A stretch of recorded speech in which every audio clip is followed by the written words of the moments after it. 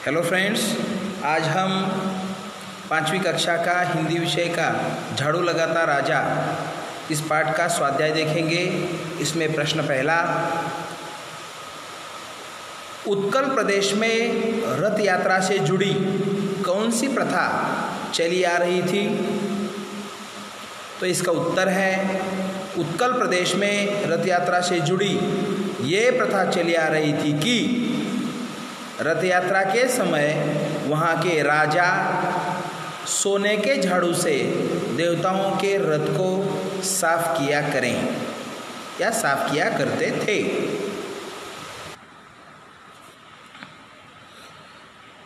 प्रश्न दूसरा, आपने मेरा अपमान किया है, अब मैं एक पल भी यहाँ नहीं ठहर सकता। यह बात किसने और क्यों कही?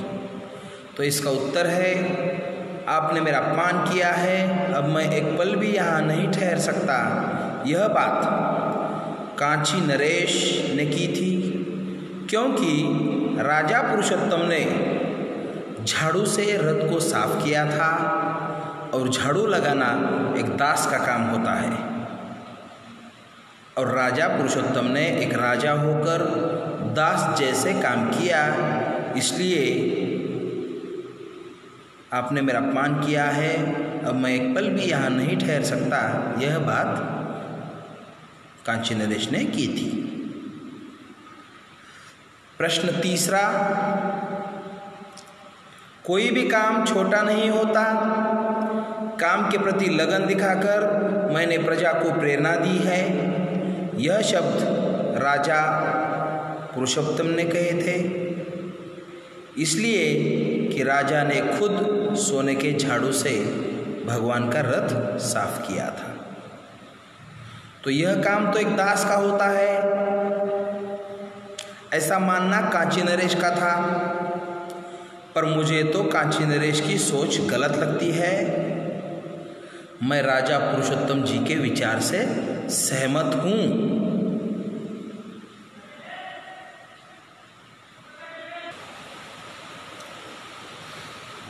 राजा से ग्वालिन की भेंट को अपने शब्दों में वर्णन करो। उत्तर, युद्ध पर जाते समय रास्ते में राजा पुरुषोत्तम से एक ग्वालिन मिली और वह बोली, महाराज, अभी अभी आपके 2 सैनिक मुझे मिले, वो बहुत प्यासे थे, तो उनकी प्यास बुझाने के लिए दही की छाछ उनको पिलाई। तो उनके पास मुझे देने के लिए पैसे नहीं थे, तो उन्होंने मुझे यह अंगूठी दी है और कहा कि इसे दिखाकर राजा से पैसे ले लेना। राजा ने अंगूठी पहचान ली कि वो अंगूठी भगवान जगन्नाथ की थी, तो वो अंगूठी लेकर राजा ने उस ग्वालिन को पैसे दे दिए।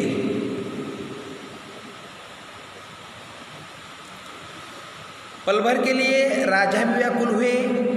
सोचकर बताओ कि राजा क्यों व्याकुल हुए? उत्तर, क्योंकि राजा ने अपने अपमान का बदला लेते हुए महामंत्री को आज्ञा दी थी कि राजकुमारी पद्मावती का विवाह किसी झाड़ू लगाते दास से कर दीजिए। तो यह सुनकर राजकुमारी की आंखों में आंसू आ गए और वो भी राजकुमारी को चाहते थे, इसलिए राजा भी व्याकुल हो गए।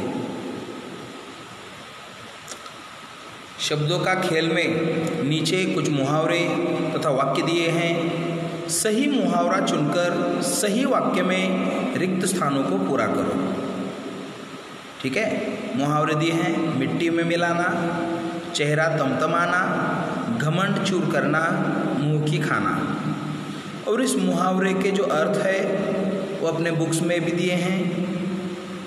ठीक है, तो पहला वाक्य है, कांची नरेश ने यह सोचकर राजा पुरुषोत्तम का तिरस्कार किया कि उन्होंने अपनी मान मर्यादा मिट्टी में मिला दी।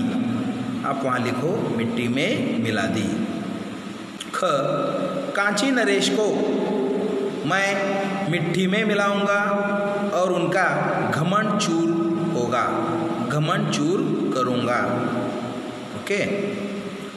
ग, राजा पुरुषोत्तम क्रोधित हो उठे और उनका चेहरा तमतमाने लगा।